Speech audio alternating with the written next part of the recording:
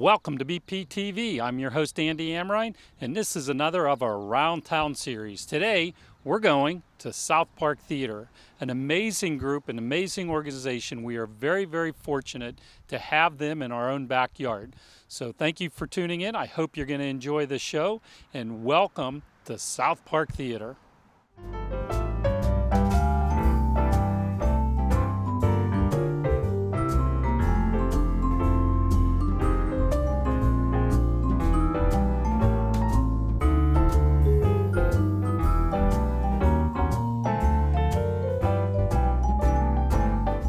My name is Lorraine Mazansky. I'm the executive director of South Park Theater. I love the theater. South Park Theater. How about if we start by telling us a story, telling us about the story of South Park Theater?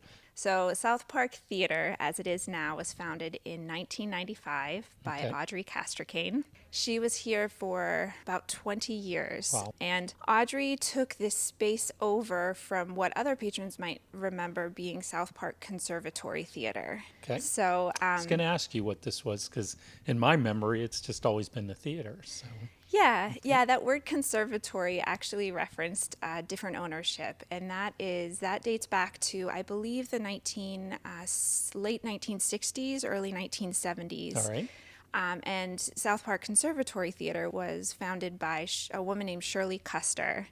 She was a teacher in, I believe, the South Park or Bethel Park School District, Okay. and she turned what used to be this area of the greenhouses, I believe the county greenhouses, turned this building into a theater. And from what I've heard, it was really a long-term process of bit by bit. They built, the stage that we're on right now is a big fountain, and they built a stage over it. Wow. Okay. And then out in the audience where the patrons sit, there were a bunch of folding chairs. Eventually they added air conditioning and built a shop and built a dressing room behind me. So little by little this transformed, and that was due to Shirley Custer and the South Park Conservatory Theater. Well, what was your involvement? When did you come here as a child or something? Did you learn to the theater, or tell us your story? Sure. So, not as a child. When I was in college, I had just graduated and I came back home to Pittsburgh. I grew up in Monroeville. Okay. And I went to school in Indiana. So, when I came back home with my theater degree, I was looking for work around the Pittsburgh area. Okay. And I can remember very vividly still that I was sitting up in my bedroom one night Googling theaters in Pittsburgh and just clicking on all the links and seeing what kind of opportunities there were back home. Because where I went to school, I was right by Chicago, and I, for a time, considered being there doing theater work in Chicago. But I ultimately came back home to Pittsburgh, so I was looking for opportunities here, and one of those links that I clicked was South Park Theater, and right on the website was an image of the front of South Park Theater, which is this beautiful brick or a stone facade. Mm-hmm. And I just thought that looked so quaint and beautiful and like a place I would like to physically go to, and it was just a beautiful picture. Mm-hmm. So based on that, I put in a resume to do something, really anything here. Right. And what I ended up getting hired to do by Audrey herself was stage manage a children's theater show. Well, can you talk about your staff here? For a grant that we get each year, we have to count how many volunteers. Mm-hmm. And I'm blown away every year. It's over 100. Wow. Every year between all of our children's theater performances, at which we have different parents volunteering for every performance. Mm-hmm. And then our main stage performances, we have a regular list of volunteers that filter in, and just doing front of house duties like selling concessions or tearing tickets.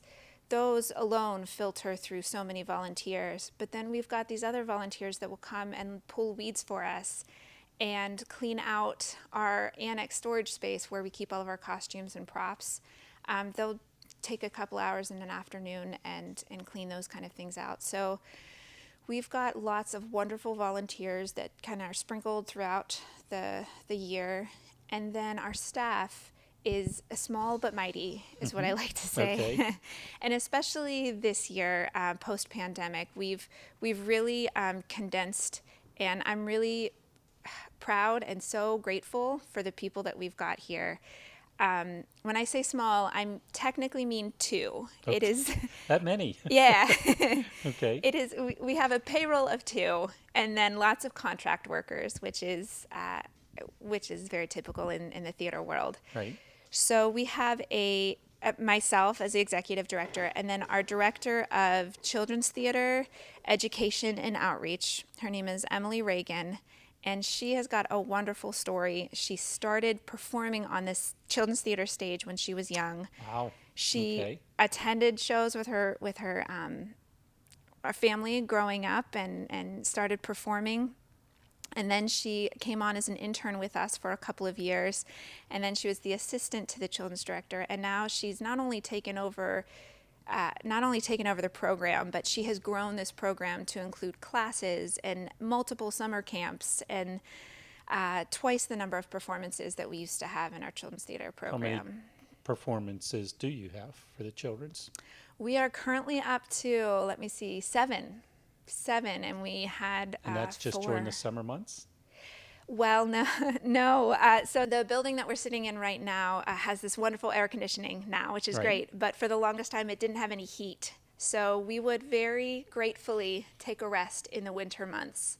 Well, we have since been gifted a furnace, and frankly, we are not teachers, as is who started this company. Right. Some of our staff are, but Emily and I are not teachers, and we have this opportunity and this space and this interest for more programming. So our programming has seeped into what would typically be our off season. We start whenever the kids are done with school. We'll start with our productions around June. But the productions have now become so popular that we keep them going for a Halloween show in October and a Christmas musical in November. And then we have classes throughout January and February. So it's really circled around the calendar now. And then the adult performances, how many of those do you have? In a typical season, we have 8 plays and musicals, and they are performed right here on this indoor stage. They'll run for 3 weekends, and we run back to back. So a show will close on a Saturday night at around 10 o'clock. We'll work until midnight to get the set struck. Yep. Exactly, strip it bare. And then the next day, our wonderful crew of carpenters and our tech director and our interns will build a set in almost a day, maybe a day and a half. And we'll go into Tech Week, which is whenever you're adding all the lights and sounds, and open the next show that Thursday. So it's really a 3-day turnaround for us. That's amazing. And it's the show, and it's the space, and it's the family and the feeling of community that attracts them to a Do place. you get some of the actors from the school plays here, from Bethel Park and South Park, the high school and middle school performances that they do? Absolutely, absolutely.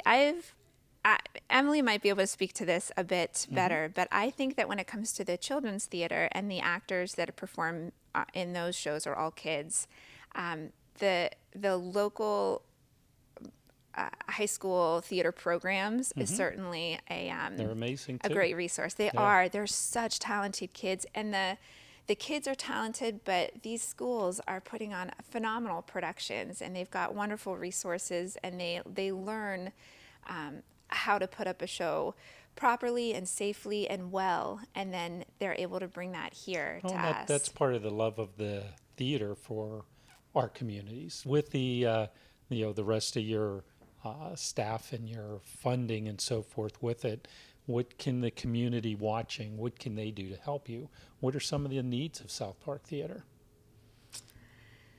Well, our number one need is for patrons to come and see a show. Absolutely. Yeah, we love to see a full house. So coming out, and we do so much programming here. I mean, 8 plays and musicals on our main stage and another 7 on our children's theater stage in just 1 year. There's so many opportunities for people to come out and get a taste of something they like. And fair enough, not everyone is going to love everything in 8 shows, and we really try to keep a diverse a season of programming. So there's going to be something here that you'll Who like. picks the programming? I pick the So- main stage programming, and Okay. Emily picks the children's theater Okay. programming. How hard is that? I mean, to me, it would be impossible. But how hard is it for you? How far in advance? Like, okay, right now it's July of 2021. How far out are you? Are you planning into, is 22 done? You're into 23 now? A little bit, yes. That I got a bit of help with 2022 because we will be producing our 2020 season, which was not able to happen Right. in 2022 instead. But in a typical year, I will start reading plays in September or August of the previous year in order to have the season picked by November. And then start advertising that for the next year.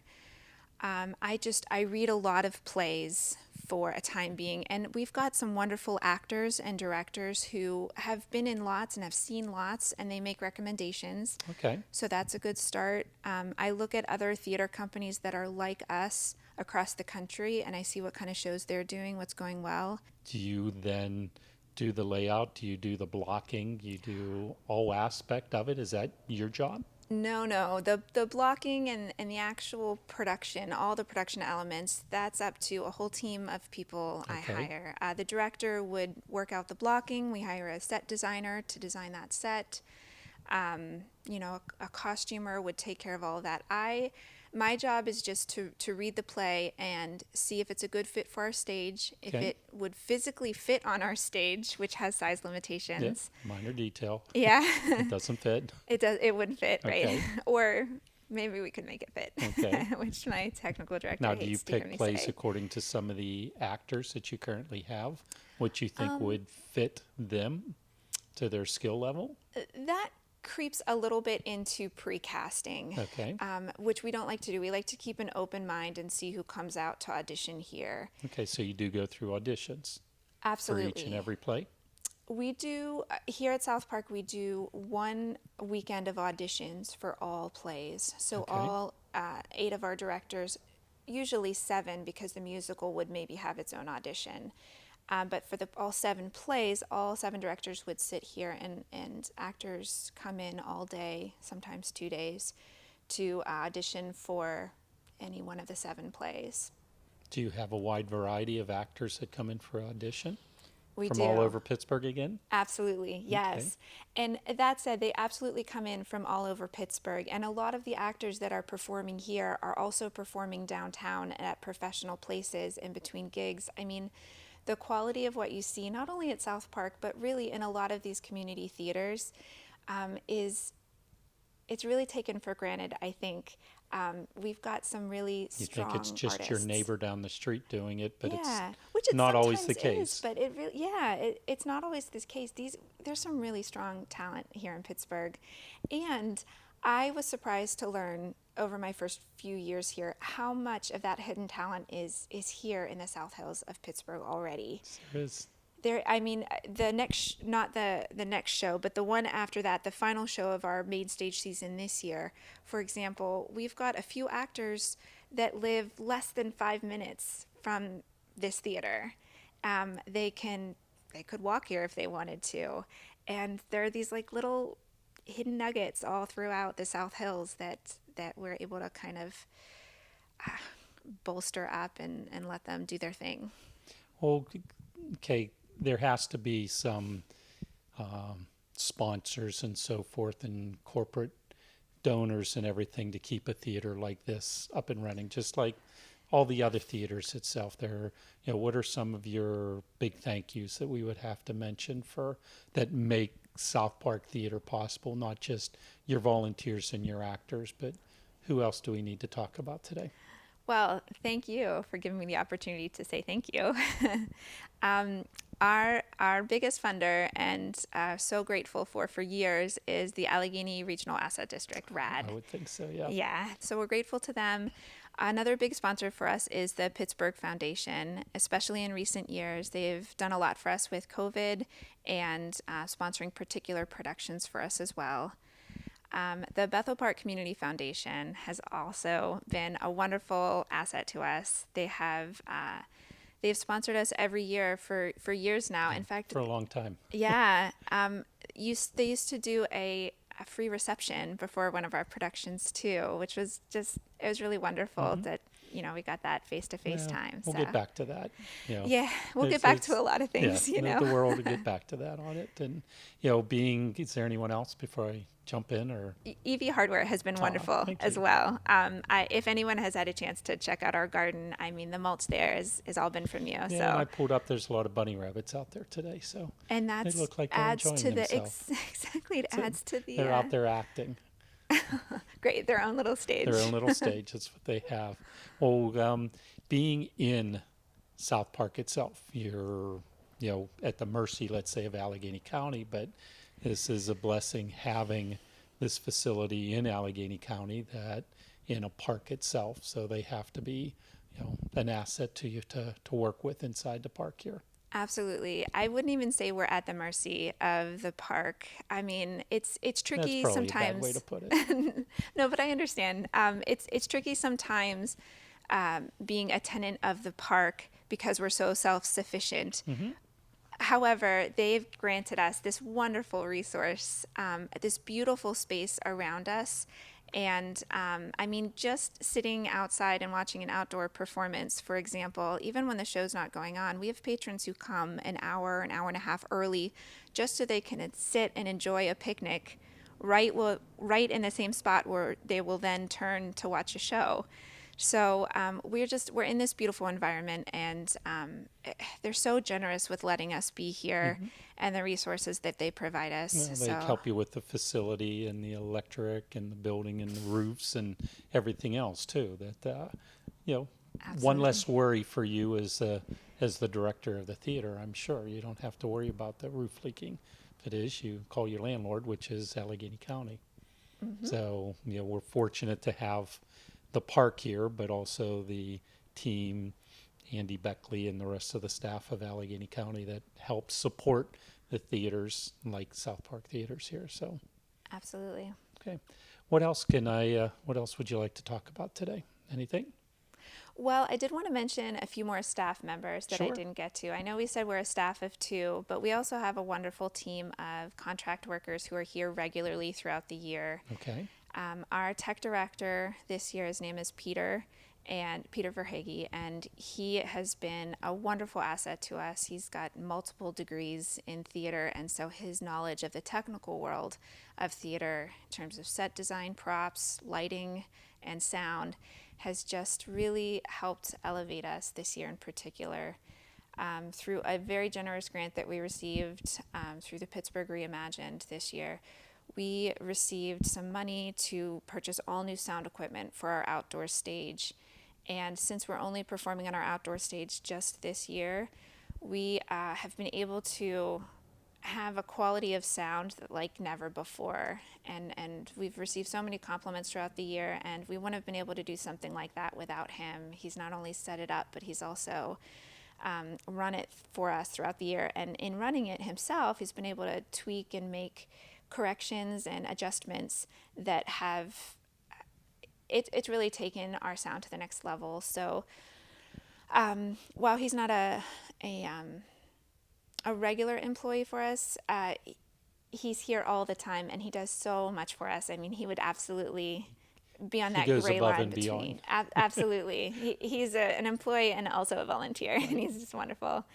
Our assistant to Children's Theater, her name is Delaney, and she is also started on stage. In fact, I think I directed her years ago in Children's Theater as just a small kid, and she's now grown and a huge part of our Children's Theater programming and keeping it running.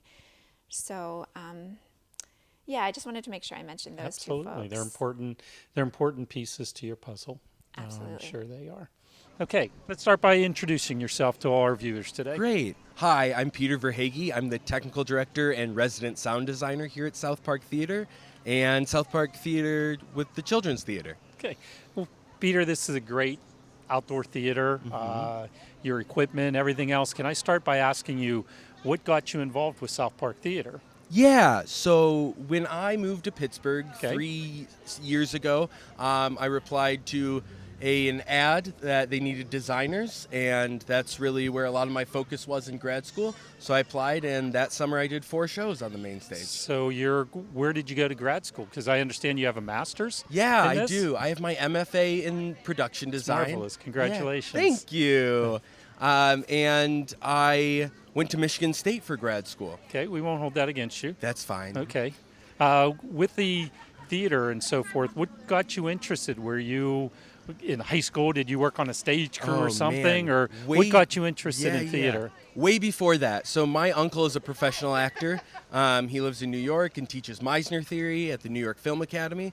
So for a long time, like, he was my hero. I was in my first play at age 3. Wow. Yeah, the cow that couldn't decide which side to sit on. Do you even remember? Oh yeah, absolutely. Yeah, and so I've been doing productions at least every year since then. So 25 years later, and this summer and year I have 12 shows. Nice. Yeah. Well, equipment here. I understand you were involved in getting this amazing equipment that's behind us. Yeah, we received a grant this year, so I was able to make some strong choices. So we got a really top-of-the-line board. We got a Snake, which travels all of our mic channels from A to B. We invested in stuff that hopefully will last a decade, because that's what you do with grant money. Right. Buy stuff that you couldn't normally afford and hope that it lasts for future people to use. Well, this is amazing equipment for South Park Theater. Absolutely. I mean, this is top of the line, and it's great that they have it. And your involvement with the theater, this must be rewarding to you. I mean, I know you're a contracted employee for them, but still working with all these children and so forth, this has to be fun. Oh. Does it really work? Yeah, absolutely. Is it really work? I don't know. I kind of bought into the if you love what you do, you'll Right. never work a day in your life. So that's really what I do. I mean, I love working with kids. I grew up in a home daycare, so it's super natural to me. But yeah, being able to take the sound to a whole nother level, I'm constantly getting compliments that this is the best it's ever been, and I'm just really proud of that. Yeah. And there's something else you do besides South Park Theater here. What is it Right. that's pretty amazing? Yeah, So my why day don't you job. tell us? For What's sure. your day job? My day job is I'm a paraeducator in a kindergarten classroom at the Western Pennsylvania School for Blind Children. Amazing. Yeah, so I work in a classroom with 7 kids with multiple disabilities, including visual impairment, and we roll with the punches and we have a wonderful, crazy day every day. Well, it says a lot for who you are.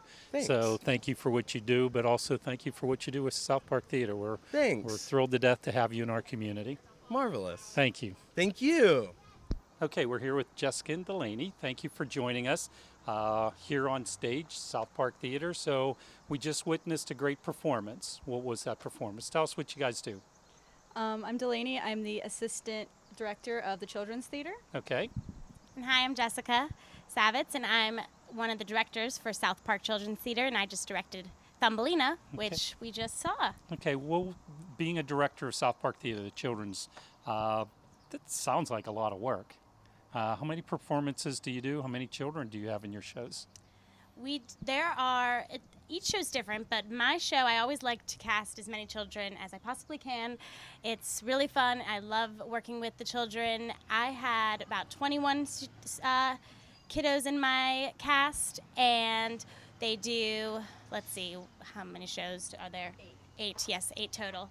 I know. 2 weeks. There's 2 morning performances, Tuesday and Wednesday mornings, and then there's Monday and Tuesday evenings as well. These shows itself, these can't be something that you just whip together, you practice one day and you perform them the next day. I have to imagine that, with the children, how long does it take you to get them ready for a show?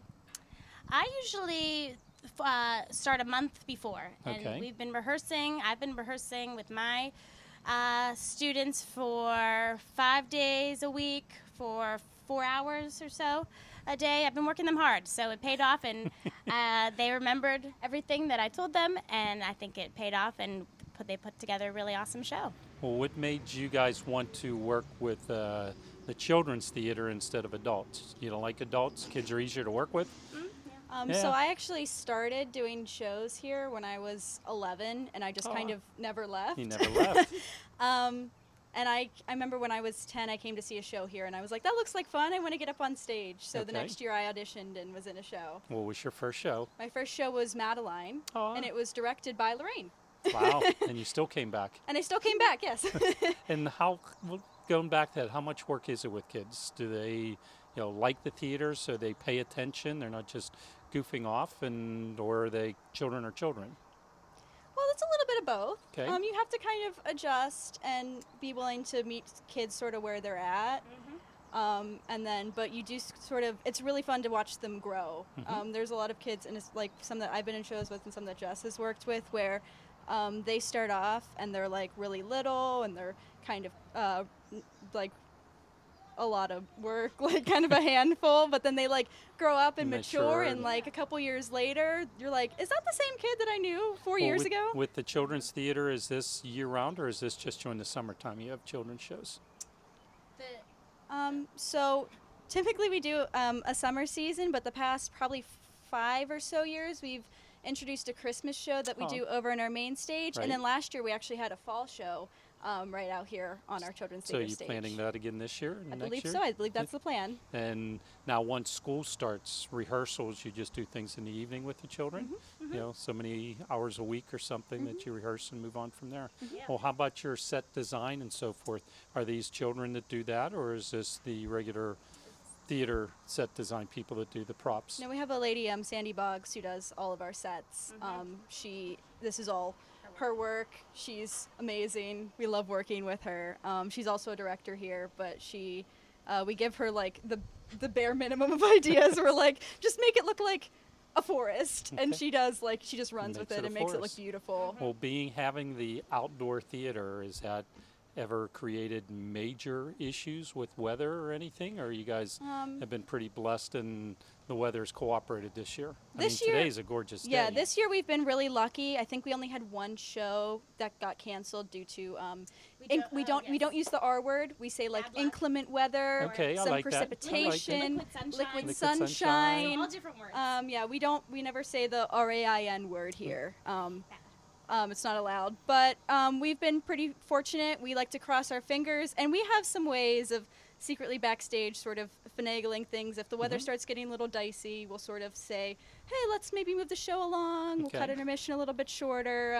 We have some tricks. Well, it looked like you had a nice crowd today again. We did. And do all your actors enjoy mingling with the crowds afterwards, or are these family, or what kind of mix do you have of the crowds out here? So we get a really great mix. We've been charting our audience this year. We have a pretty evenly like adults to kids.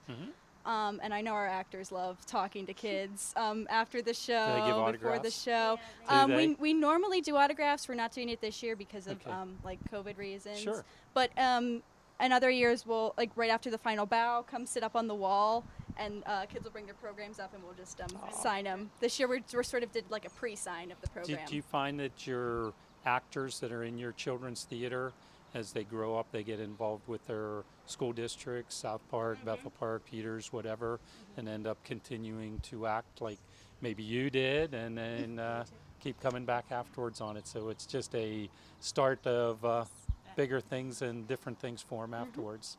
Yeah. So. Well, I appreciate you two sharing time with us and telling us a little bit about the children's theater. It's a huge benefit to our community. So, thank you for sharing, and love seeing more shows with you. Of course. Thanks for having us. Thank you for watching BPTV. I was your host, Andy Amrine, and I hope you enjoyed spending this amazing day at South Park Theater. You got to see a great performance, but you got to learn a lot about South Park Theater and how lucky we are as Bethel Park residents to enjoy such performances by these amazing actors. So thank you again for watching BPTV.